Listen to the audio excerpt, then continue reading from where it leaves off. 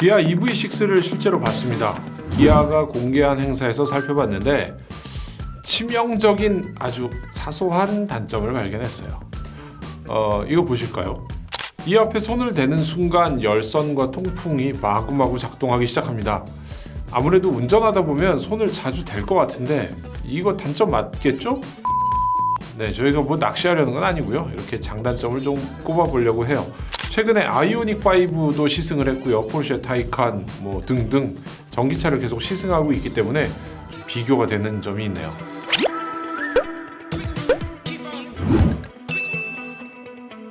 EV6는 이미 이미지가 공개됐죠. 길에서 다니는 차도 종종 목격을 했습니다. 그 차와 똑같이 생긴 차로 기아가 공개를 했습니다.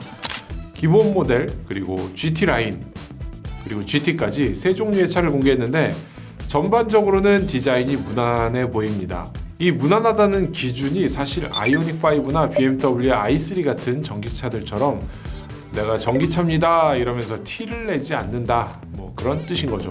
전기차라고 꼭 다르게 특이하게 주목받게 생길 필요는 없는 것 같은데 EV6는 그렇게 평범하기도 하고 차분하기도 한 디자인을 가졌습니다. 물론 리어 램프를 보면 아주 화려하고 빠져듭니다, 진짜로. 그런데 전반적인 구성과 비례가 엄청나게 과감하지 않다는 거예요. 아이오닉 5하고 비교하면 휠베이스는 2900mm로 100mm가 더 짧아요. 이건 실내 공간이 이미 이 정도면 넉넉하다 이런 정도니까 큰 단점은 아니죠.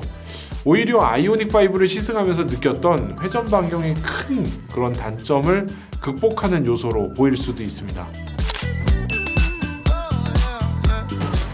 아직 시승한 거는 아니라서 확정적이지는 않아요. 그런데 운전석에 앉아서 본 사이드미러 조금 불편해 보였습니다.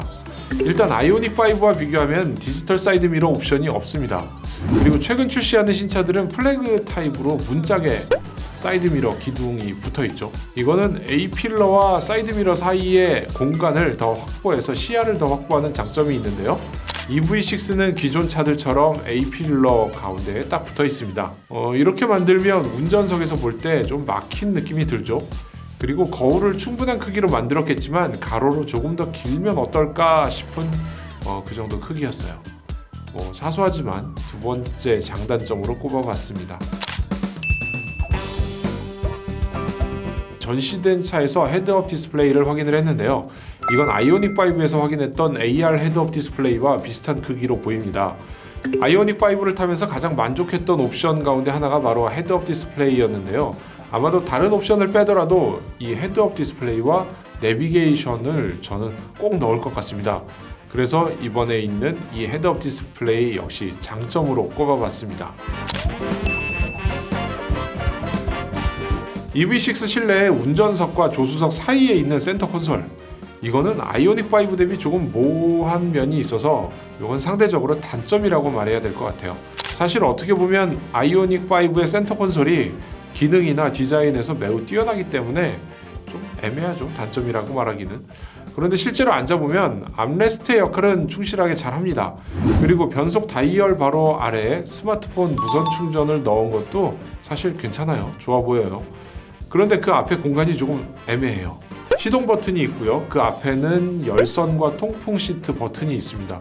그런데 이게 손으로 살짝 이렇게 스치기만 해도 작동이 됩니다. 앉으면서 자연스럽게 손이 많이 닿는 곳이지 않을까라고 생각이 되는데 거기에 버튼을 배치해서 오류의 여지가 좀 있어 보여요. 그리고 그 앞에 공간은 떨어지지도 붙지도 않은 정도죠. 아이오닉 5처럼 조수석으로 다리가 이렇게 싹 넘어가면서 건너가게 만들면 더 좋았을 텐데 그건 아니고요.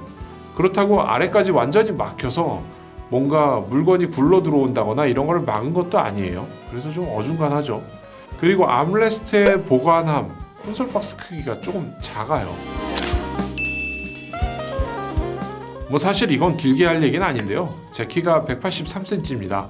점점 줄어드는 것 같긴 한데요.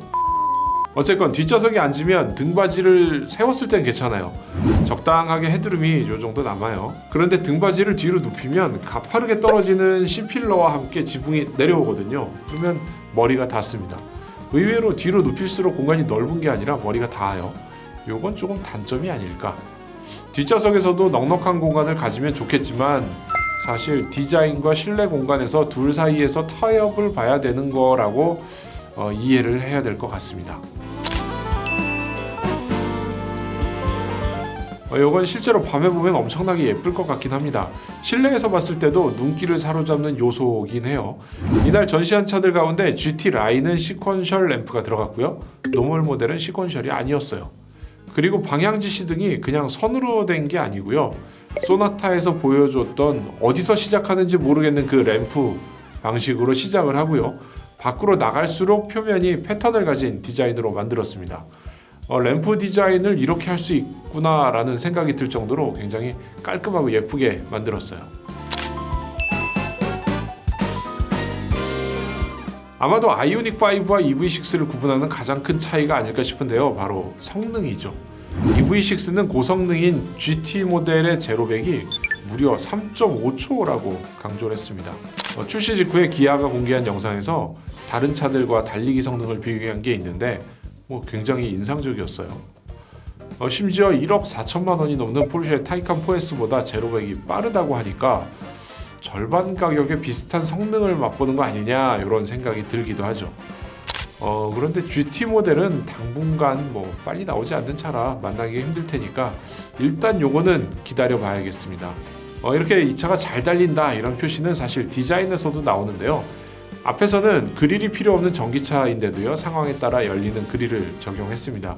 그리고 옆면 문짝 아래에서 리어 램프로 연결되는 디자인은 확실히 고성능, 잘 달리는 차 이런 거를 상징하는 모습이죠. 자, 이렇게 EV6를 살펴봤습니다. 이 차는 현대의 아이오닉 5처럼 기아를 대표하는 전기차 전용 플랫폼 eGMP를 사용하는 기아의 첫 모델입니다. 성능과 실용성 가운데는 성능에 조금 더 중점을 둔 모델이죠. 주행거리나 성능에 대한 이야기는 아이오닉 5의 경험을 살려서 일단 나와봐야 알 수 있겠다 이렇게 좀 기다려 보기로 하고요. 지금은 살짝 공개한 차를 먼저 보고서 그 소감을 전해드리는 것으로 마감하겠습니다. 회사차로 아이오닉 5하고 EV6를 고민하고 있었거든요.